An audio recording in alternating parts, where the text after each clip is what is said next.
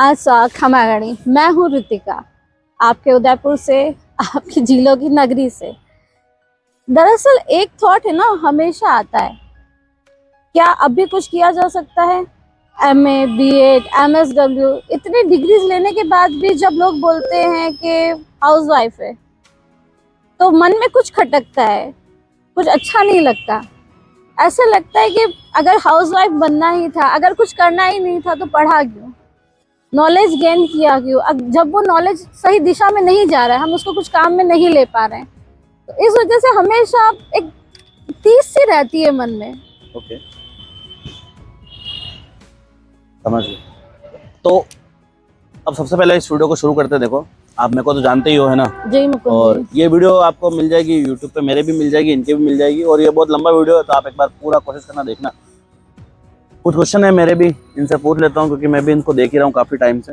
हम वैसे पहली बार ही मिल रहे हैं आज। तो थोड़ा बहुत अपने बारे में बताइए आप पहले, ऋतिका जी, कि आपने कैसे चैनल स्टार्ट किया और क्या सोचा कि लाइक ऐसे JK सीमेंट में आपके हस्बैंड की जॉब है और आप सिरोही रहते हैं, वैसे तो आप उदयपुर की हैं, तो क्या सोचा आपने बच्चे और अपनी लाइफ के बारे में थोड़ा बताइए कि आपने क्या किया स्टडी वगैरह में और ये सब चीज़ें। देखो मुकुंद जी, MA, BEd ये सब मैंने उदयपुर से किया, ठीक है, और उदयपुर में ही पली बड़ी पैदा हुई, सब कुछ उदयपुर है, ओके, ठीक है। पर बच्चे होने के बाद और शादी होने के बाद में लाइफ ऐसा हो गई ना कि मैं अपने आप को भूल गई, ओके, ठीक है, अपनी आइडेंटिटी कहीं खोती जा रही थी। फर्स्ट मेरी जॉब थी हस्बैंड की अडानी पावर में, देन हमारे JK लक्ष्मी पे, ठीक है। BEd करने के बाद भी हमारी कंपनी का ये रूल है कि आप हस्बैंड अगर आपका एम्प्लॉय है, तो उसकी वाइफ को हम स्कूल में नहीं लेंगे। तो वो BEd वाला कैरियर तो हो गया खत्म, ठीक है ना, क्योंकि अगर जॉब करनी है तो हस्बैंड से दूर रहना है, सही बात, ठीक है।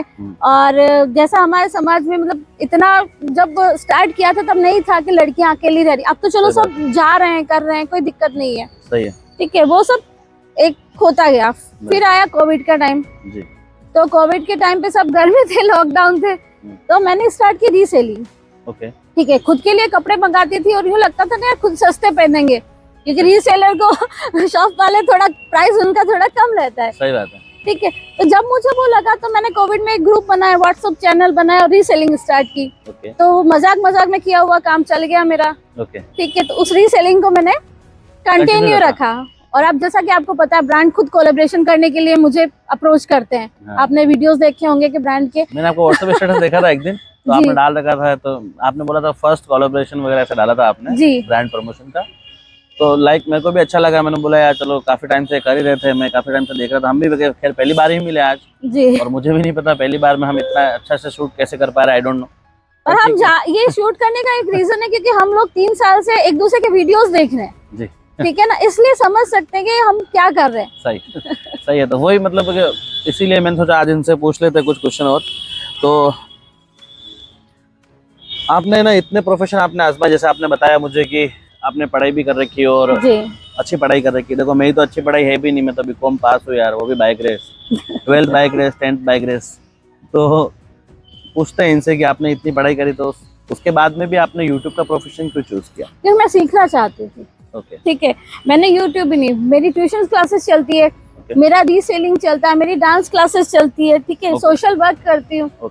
उसके अलावा मतलब आप देखते हो जैसे अब मैंने यूट्यूब पे जर्नी स्टार्ट करी, कि इतना कुछ, क्योंकि हर चीज हमें कुछ ना कुछ सिखाती है। अगर मैं इन 4 फील्ड में से किसी एक फील्ड में फेल हो जाती हूँ, या किसी 4 में 5 मैंने कर रखे हैं, अगर किसी में एक में फेल होगी तो एक में तो सक्सेस होंगी, राइट। और हर चीज हमें कुछ ना कुछ सिखाती है। हम मतलब इतने सारे में मैं काम कर रही हूँ ना, तो अब मुझे हर चीज का नॉलेज है। अगर मैंने रीसेलिंग करी तो मैं कभी भी अपना बुटीक ओपन कर सकती हूँ। अभी तो मैं घर से करती हूँ, लेकिन मेरा बुटीक ओपन भी बहुत जल्दी होगा उदयपुर में, तो सब्सक्राइब कर लो यार फिर। क्या पता जो भी मेरी बहन है, माता जो भी देख रही है, आपका काम आएगा। मतलब बुटीक लड़कों का तो कुछ काम नहीं बिचारो, लड़कियों को तुम तो कर ही सकते हो। सही बात है ना। तो अब मेरा क्वेश्चन है, जैसे आपने बताया जैसे आपकी शादी हो गई, 2 बच्चे आपके, राइट, एक लड़का और एक लड़की जी। तो आपने मतलब इन सबको मैनेज कैसे किया? लाइक शादी के बाद देखो जिम्मेदारी, पति की जिम्मेदारी अलग होती है, बच्चों की जिम्मेदारी अलग होती है, सास ससुर की जिम्मेदारी अलग होती है, पियर वाले मायके वाले क्या पूरा दिन चलता रहता है। तो नहीं, लाइक आपने कैसे मतलब इन सबको मैनेज किया? नहीं देखिए, मेरी शादी हुई ना, उसके बाद की स्टोरी बताती हूँ आपको। जब मेरी शादी हुई तो हम हमेशा से मतलब परिवार में, पापा की जॉब उदयपुर में थी तो हम लोग उदयपुर में रहे। और मेरा शुरू से था स्कूल से कॉलेज अपना, मतलब जो फ्रेंड था जो भी था ना, पढ़ाई थी।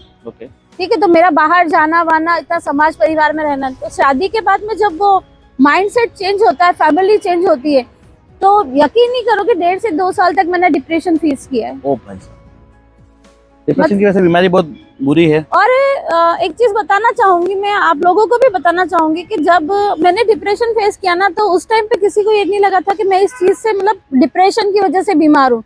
जब हम शादी करके नए जाते हैं ना, तो ऐसा लगता है हमारी बीनड़ी पे किसी ने कुछ करा दिया या बीनड़ी के नजर लग गई। हम, मतलब मैं इन चीजों में विश्वास नहीं करती थी, आप लोग यकीन मानोगे, लेकिन मैं भी सोचने लगी पता नहीं कुछ करा है। लेकिन जब मुझे 5-6 महीने निकले, मैं डॉक्टर्स के पास गई तो सारी रिपोर्ट्स नॉर्मल आती थी, कोई बीमारी नहीं आती थी। तब मैंने एक साइकियाट्रिस्ट से कंसल्ट किया, तब जाके मुझे पता चला ये कुछ नहीं, ये सिर्फ मेरी एंजाइटी है। जो मुझे घबराहट होती है, जो मुझे चक्कर आते हैं, मतलब कहीं पे पैर रखने में, कहीं पे भी जाने में, वो सिर्फ मेरी एंजाइटी थी, कोई नजर या कोई टोटका नहीं था। तो बहुत मुश्किल था इन सब चीजों से बाहर निकलना, लेकिन धीरे धीरे ससुराल वालों का सपोर्ट रहा, फैमिली का सपोर्ट, हस्बैंड का सपोर्ट, मेनली हस्बैंड का सपोर्ट। ओके, तो जैसे आपने कई फील्ड में काम किया आपने, है ना? जी। जैसे आप बता रहे हो कि आप बहुत सारे फील्ड में अभी भी आप काम करते हो, है ना? जी। तो एक फील्ड में करने के बजाय आपने इतने सारे फील्ड क्यों चूज किए? वो बताया मैंने कि आपको हर फील्ड नया कुछ सिखाता है। ओके, तो मतलब मेरा ऐसे क्वेश्चन था आपसे कि क्या होता है जैसे कि हम कभी किसी एक प्रोसेस पे फोकस करते हैं जी। तो आई थिंक कि उसमें अगर 3-4 साल 5 साल आप दोगे तो डेफिनेटली उसमें आप ग्रोथ जरूर होगी आपकी, और होनी भी चाहिए। देखो, तो जैसे अगर आपने अलग अलग फील्ड भी ट्राई किया, तो अब आपका क्या प्लान है आगे? जैसे आपने बताया अभी बुटीक ओपन करने का आपका प्लान है। जी, 100%। डेफिनेटली भगवान से प्रार्थना करूंगा बहुत जल्दी आपका वो भी ओपन हो जाए, है ना? अभी वो प्रोसेस पे, मेरा क्या मकान का काम जैसे ही कंप्लीट होगा, जैसे ही, मतलब जब भी आपका खुल जाए तब डाल देना। बाकी आप ऑनलाइन जो भी चाहो आप मुझे शॉप वाली रेट पे ही मंगा सकते हो, क्योंकि मेरा होलसेल का ही काम है कि मैं होलसेल में मंगाती हूँ, फिर आपको शॉप की रेट पे ही मिलेगा जो भी मिलेगा। तो आप ये भी कर सकते हो, इनके लिंक इनका वीडियो का डिस्क्रिप्शन में डाल दूंगा, इनके नंबर भी डाल दूंगा, तो आप इनसे डायरेक्ट कांटेक्ट कर सकते हैं। जी, जो भी फीमेल्स मेरे वीडियो देख रहे हैं तो आप उनसे कनेक्ट कर सकते हैं इनसे, और डेफिनेटली जब आपको कह रहे हैं कि आपको अच्छी रेट में दिलवा देंगे तो आपको डेफिनेटली इनसे एक बार मिलना चाहिए। तो आप इंस्टाग्राम और ऑनलाइन काम को कैसे देखते हैं, करियर या हॉबी? जो बहुत सारे लोगों का होता है मेरा तो करियर यही है, मुझे तो यही करना है, नहीं ये मेरी हॉबी है। नहीं, सही बात है। देखो, कंसिस्टेंसी रहेगी तो ये बहुत अच्छा करियर है। बस ये है कि आपको रेगुलर रहना पड़ेगा। आपको इंस्टाग्राम, फेसबुक, यूट्यूब, मतलब इनको है ना एज ए टाइम पास नहीं, एज ए करियर आपको उसको लेना पड़ेगा। अगर आप इसमें लेते हो तो आप बहुत अच्छा ग्रो करोगे, कोई नहीं है।